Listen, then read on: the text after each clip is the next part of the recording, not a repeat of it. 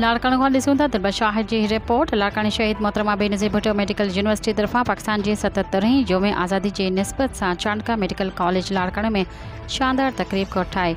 तकरीब में MPA Jameel Ahmad Soomro, commissioner Larkana, ज़िले काउंसिल जे चेयरमैन एजाज़ अहमद लगारी, मेयर लाड़काणो अनवर अली लोहर पिणु शिरकत कई। तकरीब में शरीक शागिर्दनि पाकिस्तान वारियूं शर्टूं पहिरियल हुयूं। तकरीब सां मुखातिब थींदे वाइस चांसलर प्रोफेसर डॉक्टर नुसरत शाह चयो त जॾहिं असां आज़ादी जो ॾींहुं मल्हाए रहिया आहियूं त असांखे उन्हनि खे न विसारणु घुरिजे जिन जे करे असांजो मुल्क क़ाइमु आहे।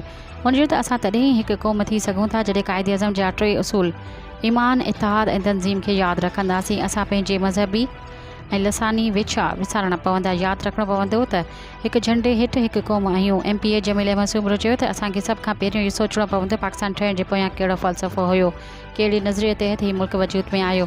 हिन मुल्क जूं वागूं हाणे नौजवाननि खे संभालणियूं आहिनि। कमिश्नर लाड़काणो ग़ुलाम मुस्तफ़ा फुल तकरीब सां मुखातिब थींदे चयो त आज़ादी हिकु अहसासु आहे ऐं आज़ादी हिकु नेमत आहे। हुन वधीक चयो त सिंध उहो वाहिद सूबो आहे जंहिं पहिरियों दफ़ो पाकिस्तान जे हक़ में ठहिराउ पास कयो। आज़ादी जी तहरीक में सिंध जो वॾो हिसो आहे। तकरीब खे ख़िताब कंदे प्रिंसिपल चांडका मेडिकल प्रोफेसर ज़मीर अहमद सुमरो चयो त हीउ हिकु मुल्क असांखे